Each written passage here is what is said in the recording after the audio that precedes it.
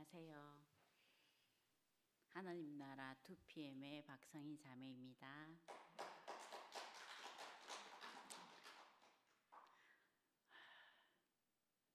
떨립니다.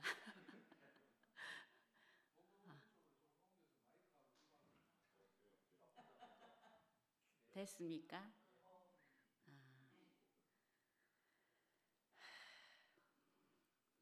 무슨 말을 어떻게 시작해야 될지, 어떻게 풀어가야 될지 너무 막막하더라고요. 그래서 제가 그냥 일기식으로 한번 쭉 적어봤거든요. 적었는데 한 A4 용지 한 10장 정도 이렇게 되는데 이거를 읽어야 되나 아니면은 자연스럽게 이야기로 이제 해야 되나 하다가 하여튼 제가 내키는 대로 그냥 해보겠습니다.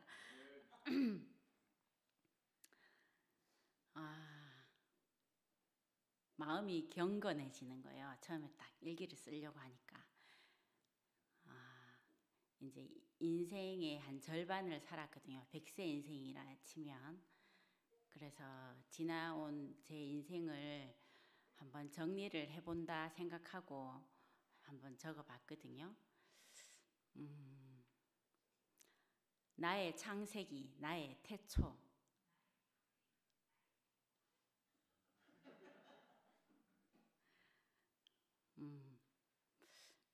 하나님이 어디에 계신지 여러분 다 아시죠? 하나님은 말씀 속에 계십니다. 말씀이 곧 하나님이십니다. 말씀을 통해서 우리는 하나님을 만나죠. 그런 말씀을 안 들으면 못 듣거나 안 들으면 하나님을 못 만나나요? 아니죠. 말씀이 육신이 된 사람을 만나고 그 사람의 삶을 통해서 또 하나님을 만날 수 있다고 생각합니다. 그러면 저는 하나님을 언제 만났는가? 말씀을 듣게 된 순간 그때 처음으로 하나님을 만났습니다. 구체적으로 상도 오빠가 만난 하나님을 상도 오빠를 통해서 만나게 되었습니다. 그때가 저의 태초이며 저의 창세기의 시작이었습니다. 저는 어릴 적부터 부모님과 떨어져 살았어요. 교육열이 높은 부모님 때문에 초등학교 2학년 때부터 집이 영덕이었는데 영덕에서 대구로 유학을 왔어요. 너무 어린 나이에 엄마 아버지하고 또 언니 동생하고 다 떨어져서 할머니가 삼촌들 학교 발아지 한다고 대구에서 계셨는데 거기에 저하고 우리 오빠가 둘이서 전학을 온 거예요. 거기서 이제 할머니하고 삼촌하고 같이 살았거든요. 그래서 그 어린 나이에 저는 그래서 항상 엄마가 보고 싶고 엄마가 그립고 고향이 그립고 엄마 사랑이 고팠고 그런 아이로 자랐어요. 그래서 학창 시절에 제 꿈은 엄마하고 한번 원 없이 함께 살아보는 거, 그게 제 꿈이었어요. 그래서 항상 늘 외롭고 혼자였고 우울했고, 그래서 지금도 저는 그 장송곡 같은 발라드 음악을 제일 좋아해요. 그리고 이제 제가 고등학교 2학년쯤 됐을 때 아버지가 뇌출혈로 쓰러지게 되셨어요.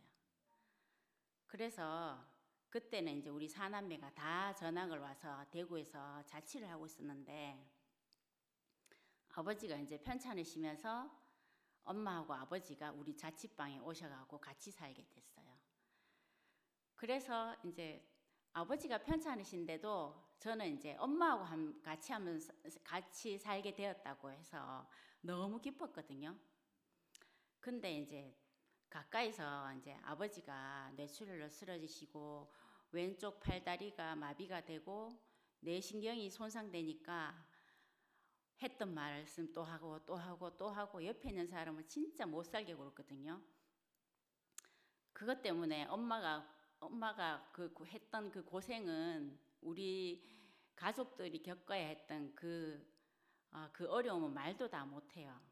한 번은 제가 막 아버지 하도 이제 아버지가 힘들게 해갖고 제가 뭐라고 바락바락 대들었는데 제 허벅지를 아버지가 물어갖고 그 아버지 그 이빨 자국이 그 허벅지에 나고 피가 막 나고 막 이랬던 기억도 있고 그 속으로 진짜 아버지 빨리 돌아가시면 좋겠다 하면서 제가 막 그랬던 기억도 있고 그랬는데 이제 그 할아버지가 이제 시골에 할아버지 할머니가 계셨는데 그 우리 아버지가 맏아들인데도 아버지가 그 6남매 밑에 동생들을 다 대학교 보내고 시집 장가를 다 보냈거든요. 근데 이제 막상 아버지가 그렇게 오랫동안 편찮으시고 하니까 할아버지가 우리 대구 와갖고 계신데 생활비를 넉넉하게 안 주시는 거예요. 그래 엄마가 식당일 해가면서 우리 또 사남매 밥 해가면서 또 아버지 재활치료하고 그 엄마가 진짜 고생 많이 하셨거든요. 그러다가 3년 만에 아버지가 뇌출혈로 또 재발을 해서 그 결국에는 저 경대병원 신경외과 중환자실에 한 9개월, 10개월을 누워 계시다가 도저히 이제 불가능하다 해서 고향으로 모시고 가게 되고 이제 거기서 돌아가시게 됐어요. 그 저는 엄마가 그 종갓집 맏며느리로 시집 와서 그 모진 시집살이 했던 얘기를 귀가 딸도록 들었어요. 그 한번 시작하면 이제 또 일부 시작이 하면서 레퍼토리가 쫙 있거든요. 그 우리가 다 외워요. 그 정도로 이제 엄마가 그렇게 고생을 하셨고 또 가까이서 이제 아버지 뒷바라지하고 이제 병간호하고 그런 걸 또 가까이서 많이 봤잖아요. 그러면서 이제 저는 나는 평생 나를 그 지켜주고 내가 의지하고 내가 나의 울타리가 되어주는 그런 사람을 만나서 나는 결혼하리라 이렇게 생각했거든요. 그래서 이제 어쩌다 보니 지금의 우리 남편하고 결혼했는지도 몰라요. 남편은 이제 뭐 누구나 다 그렇겠지만 연애할 때 정말 저를 아끼고 사랑하고 니는 나한테 과분한 존재다. 세상 남자들이 다 그래도 나는 이 마음 변치 않으리라 뭐 그런 얘기를 많이 했어요. 그래서 이제 거기 홀딱 넘어가가지고 근데 진짜 돈도 잘 벌었거든요. 진짜 키 작은 거 빼고는 진짜 저한테도 너무 과분한 남편이었고 그런 사람이었어요. 그랬는데 영원할 줄 알았던 남편이 그 저에 대한 그런 사랑이 그 첫째가 쌍둥이를 임신하게 됐는데 쌍둥이를 임신하고 태어나고 키우면서 점점 멀어져가는 이제 남편을 보게 된 거예요. 나는 결혼이 내 인생을 더 지금보다 예전보다 훨씬 더 행복한 사람으로 만들어줄 줄 알았거든요. 진짜 멍청하고 순진한 건지 하여튼 진짜 그때는 그랬어요. 그래서 그 남편에 대한 배신감, 상실감 이런 건 진짜 상상 이상으로 저한테는 컸거든요. 제 인생이 송두리째 사기당하는 것 같았어요. 내 인생 이제 망했다 이런 생각까지 들고 그 제가 쌍둥이 임신했을 때 배가 이렇게 남산만하게 나와 있는데 밤에 잠이 안 오는 거예요. 그 새벽에 도저히 집에 있을 수가 없어갖고 그 새벽에 아무도 없는 그 길을 하염없이 걷다가 그 아파트 놀이터에 그늘에 앉아가지고 얼마나 울다가 집에 들어가고 그랬던 기억이 지금도 생생해요. 그때 정말 내가 오갈 데가 없는 사람이었구나. 의지할 곳이 없는 사람이었구나. 그런 생각이 진짜 그때 들었고 그 와중에 우리 남편은 실직까지 했어요.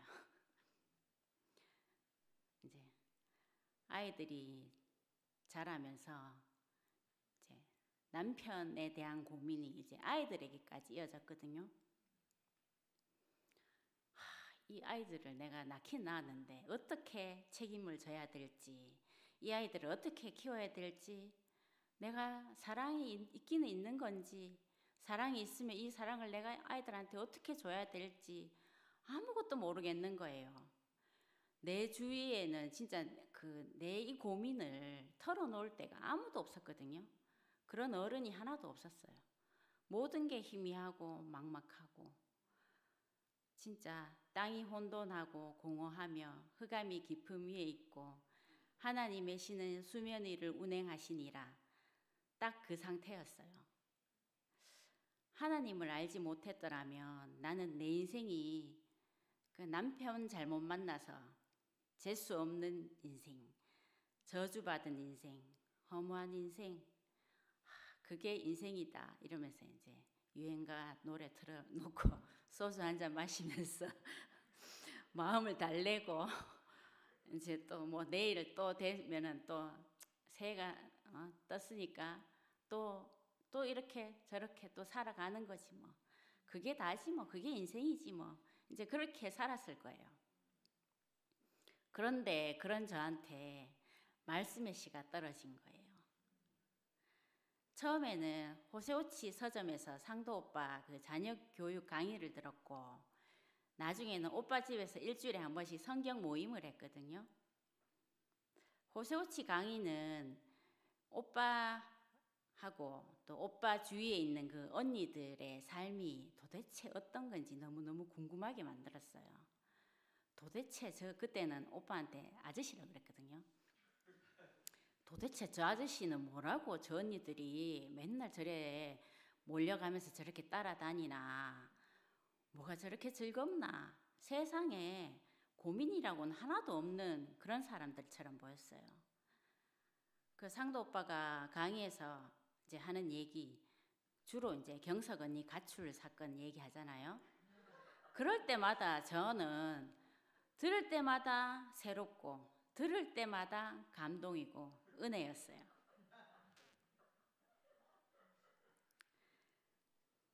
예를 들자면 적성에도 안 맞는 보험회사에 취업해서 겨우 장가가게 된 이야기, 보험 납입금 받아가지고 노름하러 간 이야기, 또 뭐 수박 칵테일인가 복숭아 칵테일인가 만드는데 그 안에 밀키스 안 넣었다고 싸우기 시작해갖고 밤새도록 경석 언니 잠 안 재우고 결국에는 언니가 새벽에 가출한 이야기, 또 엄마 보고 싶어갖고 우는 그 4살 된 명혁이를 재워놓고 귀신에 홀린 듯이 또 택시 잡아타고 또 노름하러 가는 이야기, 또 처갓집에 무릎 꿇고 빌다가 결국에는 또 내쳐지는 이야기, 상도 오빠의 하나님을 만나지 못해 일어난 그 모든 이야기가 저한테는 위로가 되었고, 내가 오빠 앞에서 무슨 말을 해도 상관없을 만큼 안심하게 해주었어요. 오빠는 지금도 여전히 저한테 그런 사람이에요. 목요 말씀하라고 전화가 왔는데 나는 못한다, 나 지금 상태 안 좋다, 내한테 그런 거 시키지 마라 그랬거든요. 그 오빠가 상태 좋은 사람이 어딨노 시발 나도 다 때려치우고 싶다, 어쩔 수 없이 하고 산다, 영 할 말 없으면 앉아가 울다가 그냥 내려오든지.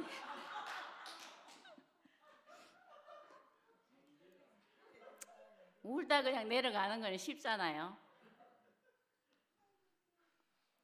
그렇게 오빠는 저한테 담이 없는 사람이에요. 그 까칠한 거는 뭐 쉽게 이제 워낙 이제 시간도 그러려니 하고, 오빠 집에서 하는 성경 모임을 처음 갔던 날은 10명도 안 되는 언니들이 쭉 앉아 있는데 그 사이에 이렇게 앉아갖고 오빠 창세기 말씀인가 뭐 어디 말씀인지는 생각이 잘 안 나요.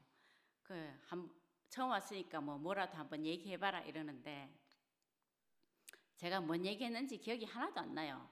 근데 하여튼 막 계속 울었던 기억이 나거든요. 너무 울어가지고 막 집에 와가 막 약 먹고 막 이랬던 기억이 나요. 머리가 너무 아파가지고. 그 낯선 사람들 앞에서 태어나서 처음으로 내 자신을 말하고 내 마음을 털어놓을 수 있는 그런 시간이었어요. 하나님이 가라사대 빛이 있으라 하심에 빛이 있었고 물 가운데 궁창이 있어 물과 물로 나뉘게 하리라 하시고 궁창 아래 물과 궁창 위에 물로 나뉘게 하심에 그대로 되니라. 하나님은 저한테 빛이었고 하나님 말씀은 저한테 빛이었고 언니들과 오빠는 내가 마음 놓고 울고 웃고 숨쉬게 하는 궁창이 되어 주었어요.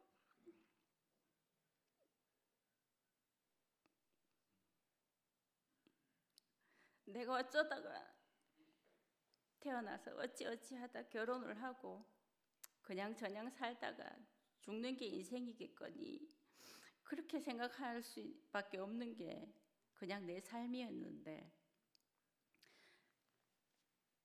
말씀을 듣고 교회를 만나고 저는 이유 있는 삶으로 바뀌었어요. 하나님이 가라사대 우리의 형상을 따라 우리의 모양대로 우리가 사람을 만들고 그로 바다의 고기와 공중의 새와 육축과 온 땅과 땅에 기는 모든 것을 다스리게 하자 하시고 이 말씀처럼 저는 저를 지으신 하나님이 저에게 목적을 두고 지으시고 그래서 부르셨구나 그걸 알게 되었어요. 이유가 저한테 있는 게 아니라 하나님한테 이유가 있고 하나님한테 목적이 있다는 거예요. 이열래 목사님이 비유를 많이 하셨는데 흙탕물에서 놀고 온 어린 아이의 그 옷을 벗기고 깨끗하게 씻기고 또 새 옷으로 갈아입히고 머리를 말리고 맛있는 저녁을 먹이고 그림책을 읽어주고 자장가를 불러주고 잠을 재우는 그 엄마를 상상해보면 그게 엄마의 사랑이고 아이에 대한 목적이 있기 때문에 그렇게 하는 거잖아요. 아이가 건강하게 사랑이 넘치는 사람으로 잘 자라게 하는 거 그게 엄마의 목적이잖아요. 하나님이 저한테 그런 목적이 있다는 거예요. 하나님의 성품을 표현하는 형상으로 살게 하려고 나를 태초부터 예비해 두었구나. 제가 원래 54시거든요. 이제 남편도 아이들도 이제 제가 딱히 필요하지가 않더라고요. 필요로 하지 않더라고요. 내가 뭐 전화하거나 뭐 연락 안 하면 생전에 저한테 뭐 연락하는 사람 아무도 없어요. 뭐 잘 살고 있나? 응, 뭐 그게 다예요. 그런데 교회는 하나님은 내가 존재하는 한 나를 필요로 하고 나를 사용하시기를 원하세요. 이것만으로도 제가 이 세상에서 가장 고귀한 존재 가치가 되는 거 아니에요? 그렇게 제가 교회 생활을 하게 되었어요. 그런데 말씀 속에서 나는 너무 온전한데 실제 삶 속에서 나는 아닌 거예요. 부족한 거 투성이인 엄마고 부족한 와이프고 그런 거예요. 그 교회 생활하고 내 현실이 그 괴리감이 너무 커서 너무 혼란스러웠거든요. 누구는 뭐 중동교 지나가면 마음이 바뀐다 하던데 아무리 마음을 다잡고 현관문 앞에서 기도를 하고 들어가도 현관문을 딱 열면은 내가 생각지도 못한 이게 그 선악이 발동돼서 애들 얼마나 잡아 속였는지 몰라요. 우리 애들이 가장 큰 피해자였던 것 같아요. 그게 너무 괴로워가지고 그래서 더 이제 필사적으로 말씀을 들었던 것 같아요. 우리 집이 그러다가 이제 남편이 하던 일이 계속 안 되고 뭐 이러다가 점점 이제 경제적으로 어려워지면서 살던 집을 팔고 비청산을 하고 전셋집으로 이사 가게 되었어요. 그때가 이제 우리 큰 애들 중2고 막내가 이제 초1이었거든요. 저는 이제 먹고 살아야 되니까 그전에는 이제 언니 오빠들 따라서 뭐 모교 모임 가고 뭐 호소치 모임 가고 뭐 일주일에 몇 번씩 모임을 따라다니고 했거든요. 근데 이제 내가 이제 먹고 살아야 되니까 매주 가던 모임도 못 가고 이제 겨우 일주일에 한 번 일요일 교회 가는 게 전부였거든요. 그렇게 이제 환경이 몰아치니까 나는 더더욱 이제 이 말씀 아니면 내가 숨 쉴 곳이 없다 이렇게 생각을 했어요. 그러면서 이제 교회 순모임이 생겼어요. 순모임 하면서 이제 구체적으로 교회 형제 자매들과 청년부에서 짜여지면서 그 지체의 소중함을 알게 되었고, 아, 이렇게 교회가 이루어지는구나. 그걸 또 이제 알게 됐어요. 그 오빠 모임을 못 가서 이렇게 생긴 그 공간을 교회의 다른 형제 자매들 지체들이 다 그 메워줬어요. 그러면서 제가 또 이제 살 수 있게 되었거든요. 그러는 동안에 우리 애들이 이제 고3이 됐어요. 남편하고 저하고 이제 먹고 산다고 열심히 노력을 하긴 하지만 너무 힘들었어요. 그때는 진짜 그 일주일 생활비 5만 원 갖고 살고 뭐 이랬거든요. 굴러다니는 100원짜리 1000원짜리 모아가지고 애들 용돈 주고 막 그럴 때인데 그 치킨 한 마리도 시켜 먹기가 힘든 그런 상황이었어요. 근데도 저는 이제 애들이 어릴 때부터 미술에 재능이 있었거든요. 그 이제 이 아들 재능을 살려주겠다고 그 어려운 형편에도 미술 과외를 계속 시켰어요. 그 입시 이제 고3, 고2 때부터 이제 입시 미술도 이제 등록을 해갖고 보낸다고 보냈는데 애들이 중2 때 이제 전학을 왔잖아요. 그때부터 애들이 학교에 이제 친구들이나 뭐 이제 또 한참 사춘기고 이렇기 때문에 그때부터 학교 친구들 때문에 학교 가는 게 너무 힘들어했거든요. 그 사춘기가 정말 심하게 왔고 그러면서 막 한참 그 뭐 메이커 이런 거 이제 입고 싶어하고 이럴 때인데 그 애들 요구를 하나도 제가 들어주지를 못했어요. 그러다가 뭐 서무시장 큰 마음 먹고 서무시장 가갖고 짜가 뭐 아디다스 뭐 나이키 이런 옷 사주면 기똥차게 또 그걸 아는 거예요. 그래갖고 그거 애들한테 부끄럽다고 안 입고 가고 그때 아유 진짜 그것 때문에 또 애들하고 싸우기도 하고 엄마가 이게 뭐 어떻게 샀는 건지 아나 하고 뭐 하여튼 그랬는데 애들이 그렇게 학교도 안 가고 학원도 안 가고 안 가게 되는 날이 점점 이제 많아지는 거예요. 그러면서 이제 고3이 되어 2학기가 이렇게 되어 가는데 애들이 학교를 안 가고 하니까 급기야는 이제 학교 담임쌤이 뭐 대학이 문제가 아니고 출석 일수가 모자라서 이제 고등학교 졸업 못할 수도 있다고 그렇게 이제 전화가 오시는 거예요.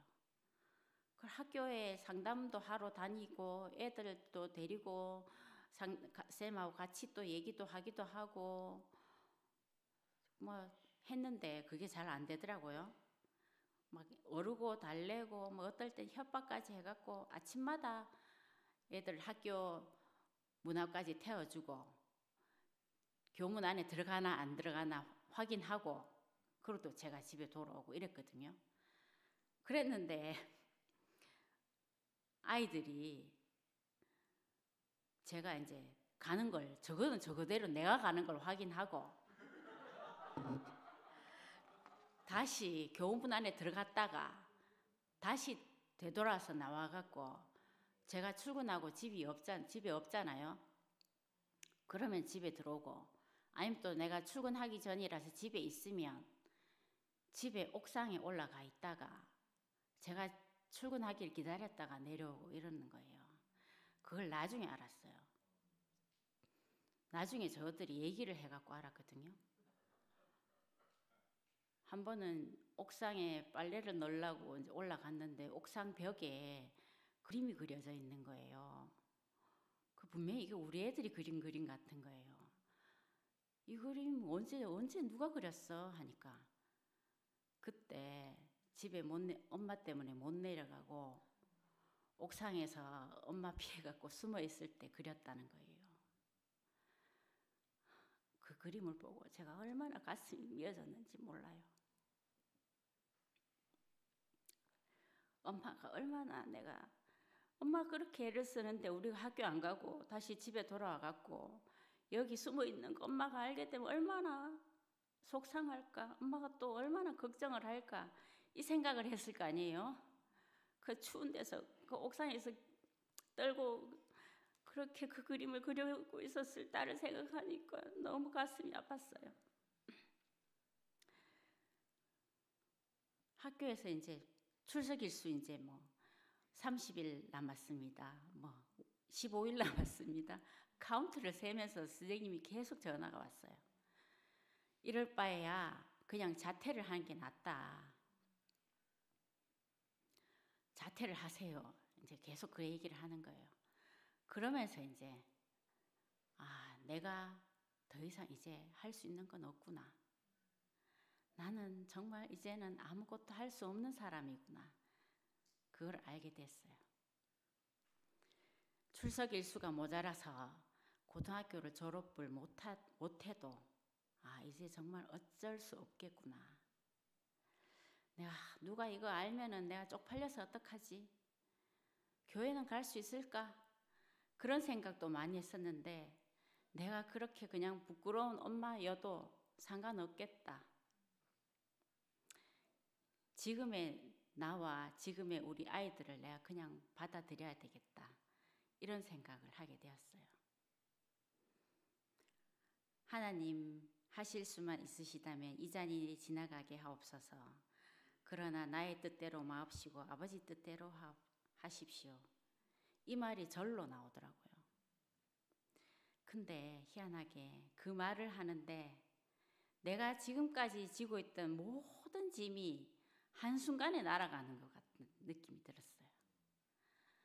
내가 지금까지 내가 이거 아니면 안 된다. 내한테는 이건 너무 소중하고 내가 정말 사랑하는 거다. 이건 안 된다. 이것만은 안 된다 했던 그것들이 어쩔 수 없이 놓아버리게 되는데 그렇게 가벼워질 수가 없었어요. 그래서 아이들을 안고 울었어요.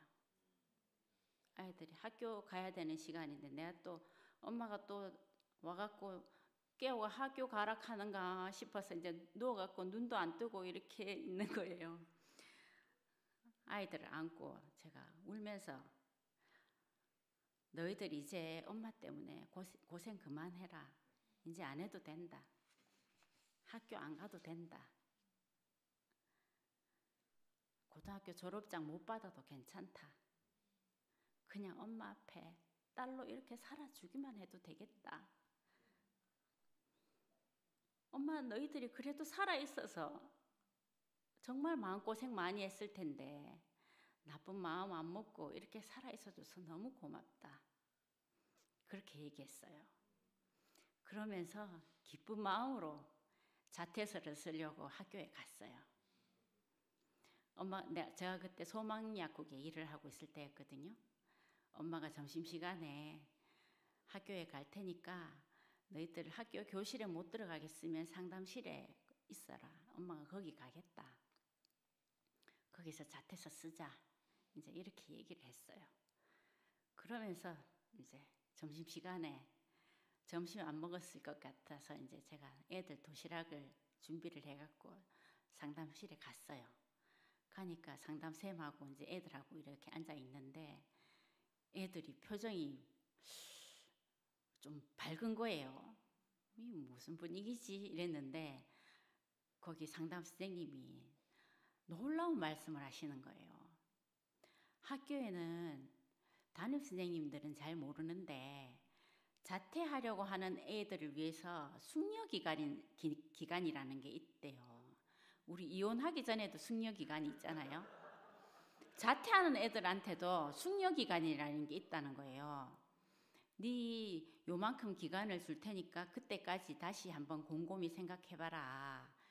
그래 갖고도 자퇴하겠으면 그때 해라 하는 그 숙려기간이라는 게 있다는 거예요. 근데 고3 담임쌤은 이제 애들 원서 쓰기 바쁘고 뭐 이러니까 그건 모르겠고 그냥 자퇴서 써라 이랬는 거예요.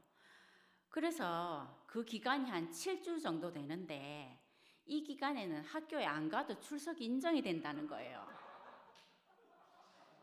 그래서 그 어머니 애들 지금 이제 그 원서 쓰고 뭐 11월 달인가 이랬거든요. 그 학교 졸업식 날까지 학교 안 와도 학교장이 승인만 하면 졸업할 수 있습니다. 이러는 거예요. 제가 무슨 이런 일이 다 있나 싶은 거예요. 진짜 하늘에서 선물을 내려주시는 것 같았어요.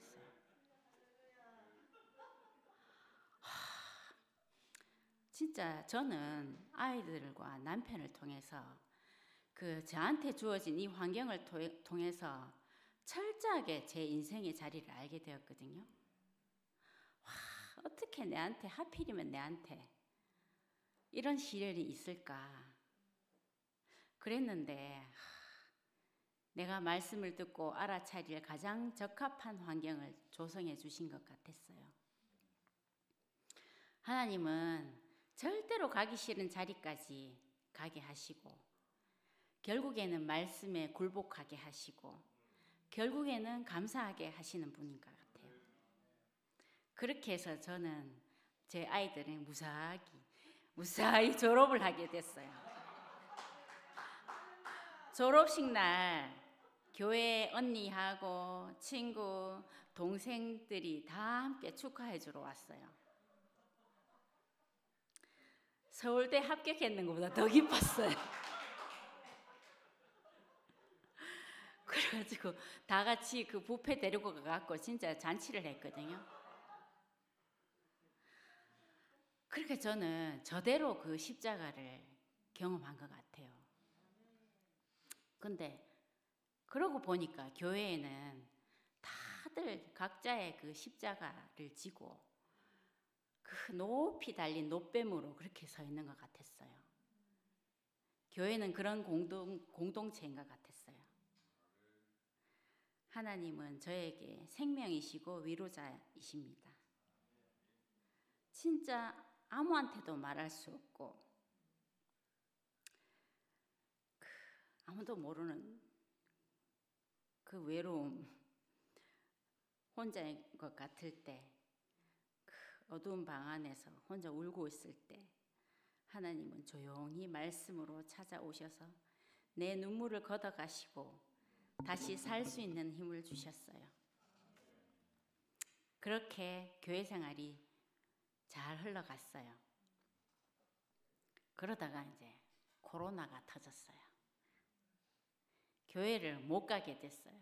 그렇게 좋아하는 형제 자매들을 못 보고 순모임에도 못 가고 그 순모임에 앉아갖고 맨날 울면서 신세 한탄할 때도 있었고 또 감사해서 눈물로 간증할 때도 있었고 그 내가 살 수 있는 모든 원동력이 교회 안에 있었는데 교회를 못 가게 된 거예요.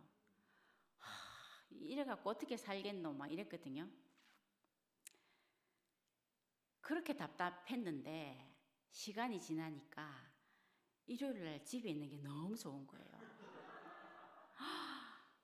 이렇게 시간이 많이 여유로울 수가 있나. 막 밀린 집안일, 밀린 드라마, 밀린 영화, 밀린 낮잠, 막 밀린 낮술 뭐 너무 좋은 거예요. 거기에 이제 또 이렇게 교회 안 가는 거에 또 익숙해져 갖고 교회 막 가려고 하면은 이거 뭐 무슨 핑계를 대서라도 이제 안 가고 싶은 마음이 또 막 올라오고, 그러다가 급기야는 교회가 시끄러워진 거예요. 막 2갈래라 하더니 3갈래 됐다 하다가 4갈래 됐다 하다가 막 이렇게 교회가 막 갈라지는 거예요. 교회는 항상 이제 내가 마음만 먹으면 갈 수 있는 곳인 줄 알았거든요.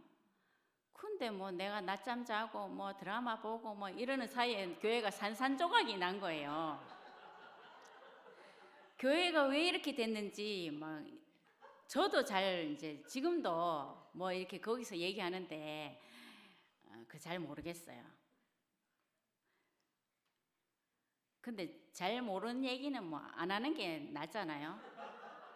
아는 이야기 하는 게 하기도 바쁘잖아요.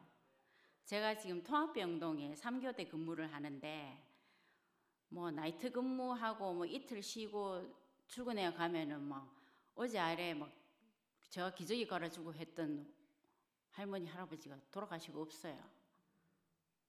막 산소 막 풀로 쓰고 막 그랬는데도 산소 수치가 쭉쭉 떨어지고 뭐 결국에는 돌아가시고, 숨이 안 쉬지니까 막 먹지도 못하고 뭐 눕지도 못하고 말도 못하고 말 한마디 못하고 막 돌아가시거든요.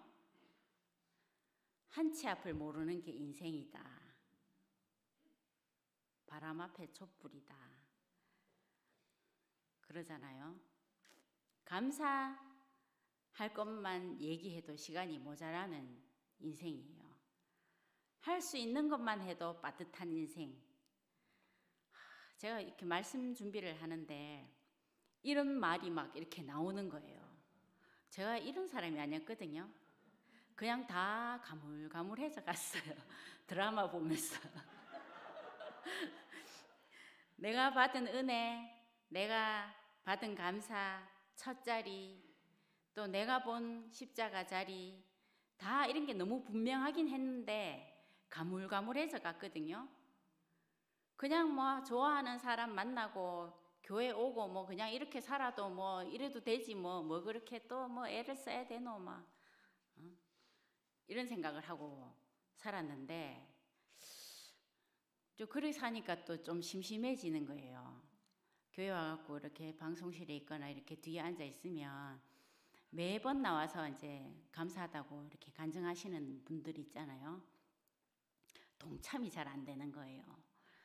내가 그냥 와갖고 뭐 얼굴 보러 왔다가 가고 이러니까 그 간증에 하나가 안 되고 목사님 말씀에 이렇게 흡수가 안 되는 거예요.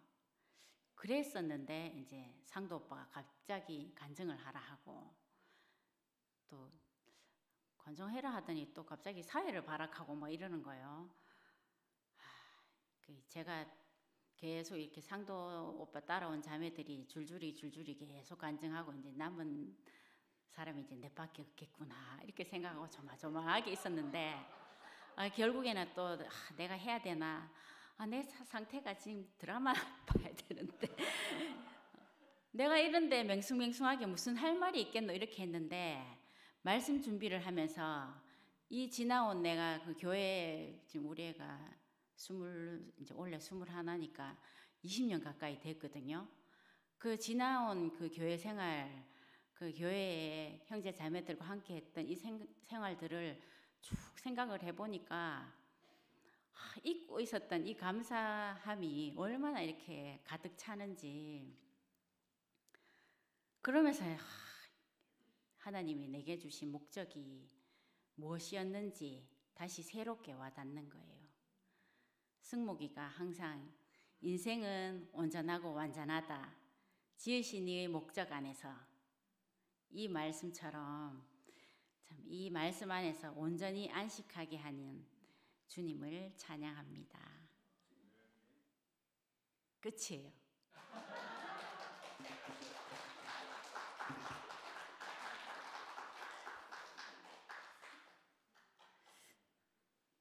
기도할까요? 감사하신 아버지 하나님, 갈 곳을 몰라 헤매다 벼랑 끝에 놓인 인생을 씻기시고 먹이시며 당신의 영원한 목적 안으로 부르심을 감사합니다. 우리들의 각자 처한 형편과 사정을 통해 더욱더 풍성한 생명의 양식이 넘쳐나게 하심을 감사합니다. 예수님 이름으로 기도드립니다.